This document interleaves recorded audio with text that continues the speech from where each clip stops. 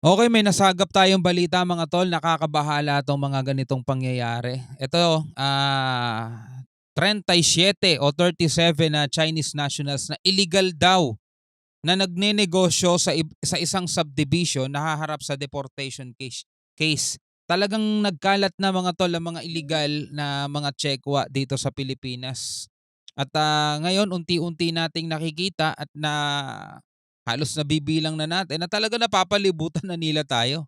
Hindi lang sa karagatan 'no, mga tol, kundi sa mismong loob na ng ating bansa. Siguro talagang naging gano'n kaluwag ang ng Pilipinas kaya nakakapasok itong mga 'to. Naging gano'n, hindi hindi mahigpit yung pagpasok dito sa ating bansa. Hindi natin alam kung kailan sila nakapasok, baka last administration kung saan best friend natin ang China, 'di ba? Well, anyway, itong balitang 'to naman ay mula sa News 5 Everywhere. Yan 'no, made-deport at posible ring ma-blacklist ang 37 Chinese na nahuli sa isang subdivision sa Parañaque City. Ito ay matapos mabistong nagtayo sila ng mga negosyo sa loob ng subdivision na walang permit. Mhm. Mhm. Yan ang ating alamin mga tol, pero bago yan syempre wag mong kalimutan mag-subscribe. Click mo na rin ang notification bell para ma-notify ka whenever na may mga bago tayong reaction video and commentaring tulad nito. So wag na natin patagalin pa. Total wala na rin naman tayong hinihintay na panoorin na natin 'to. Madedeport at posible ring ma-blacklist ang 37 Chinese na nahuli kamakailan sa isang subdivision sa Parañaque. Ito Ayun na, dapat hindi tayo nagiging maluwag sa mga ganito eh. Tama yung ginagawa ng gobyerno ngayon na talagang mainit ngayon sa mata nila itong mga Tseko, ang mga tol. At talagang ginagalugad na nila yung iba't ibang mga lugar at pag may natagpuan sila mga ganito, wag na tayo maging masyadong alam niyo yung mabait. Kung ano yung nararapat na batas at naaayon naman sa batas, yun ang gawin, di ba?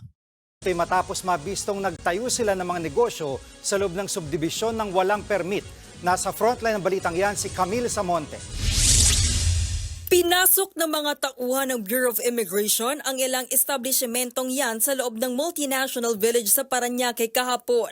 Ang kanilang pakay, mga banyagang may mga kahina-hinalang aktibidad sa loob ng village. So courtesy of Rafi Tulfo in action pa pala to, no?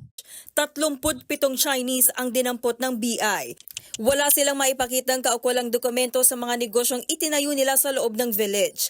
Pero ito no, mga tauhan, mga Pinoy. 'Di ba? Gano'n naman dito eh. Kahit naman na noon pa, gano'n na talaga mga Pilipino kasi walang hilig magnegosyo eh. Mga tauhan, mga Pinoy, mga negosyante o mga may-ari ng negosyo, mga banyaga, mga foreign. Na masama nito mga tol, mga Tsekwa, tapos walang kaukulang dokumento. 'Di ba? Hindi kasi nila yung magawa dun sa bansa nila eh. Kaya ngayon nagpupunta sila doon sa bansang walang kwentang seguridad. 'Di ba? Etong negosyong 'to hindi naman bago 'to siguro, matagal na 'to mga tol, 'di ba? O ngayon sa administrasyon na 'to, nabubuko sila. Ikinasa ang raid matapos ilapit ni Senator Raffy Tulfo sa BI ang sumbong ng ilang concerned homeowner ng naturang village. Most of these people, walang dokumento, walang maipakitang dokumenta at all. Nothing. Biruin mo kung hindi pa pala magsusumbong yung mga homeowners do'n, siguro matagal nang napapansin ng mga homeowners 'yan, 'di ba? At ngayon nagigising na sa katotohanan yung mga homeowners do'n, nagsumbong na sila. Oh, kung walang magsusumbong, wala palang kilos talaga 'tong mga nasa otoridad natin mga tol. Nakakalungkot lang isipin 'yon. Pero at least na yung naka-receive sila ng sumbong, pinadaan muna nila kay Tulfo tapos si Tulfo na ang bahalang kumausap do'n, eto na, nasugod na at nagawa na ng aksyon agad. Yan silang passport. Ng naturang village. Most of these people, walang dokumento, walang maipakitang dokumenta at all. Nothing. Hingan silang passport, wala. ID, wala. Kahit passport, wala. So, anong ginagawa nila rito at paano sila nakapasok? Pangalawa, Backdoor to. Backdoor to. Pwedeng sakay ng bangka. Di ba may mga nabalitaan din tayo nitong mga nakaraan mga tol? Bilang iniiwan na lang yung mga bangka nila, mga doon sa mga gilid ng Sambales, gilid ng kung ano mang lugar nila iniiwan yung Kasi kulang tayo sa Coast Guard eh. Di ba kaya nakakapasok sila mga tol eh. O eto, wala sila mga passport. Paano nakapasok to rito? Backdoor to. Hindi to dumaan sa airport. May mga nakapagpakita naman ng dokumento, working permit.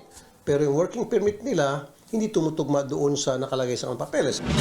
Tingin ni Tulfo, pinapasok na ng mga illegal na pogo ang mga village at high-end subdivision sa bansa. Meron din mga nagre-renta dyan, mga Chinese nationals. Pag sila sa mga exclusive subdivision, hindi sila basta-basta masita. Pag humingi sila ng warrant of search warrant sa korte, mahirapan, hindi basta-basta kasi exclusive yan.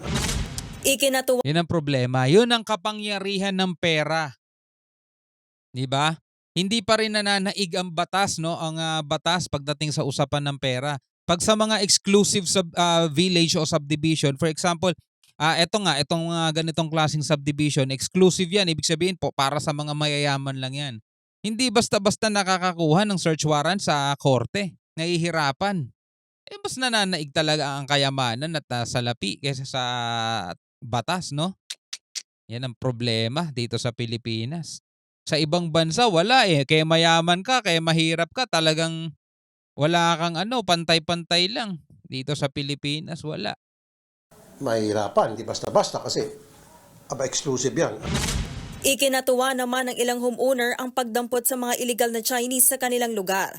Pero sana raw, hindi magtapos dito ang investigasyon at pagbabantay.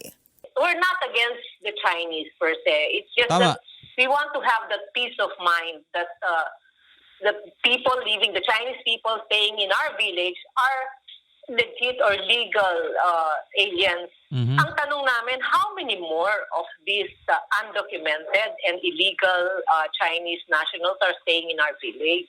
Feeling po namin, meron pa sa mga, houses and all. Hindi pa po na-check.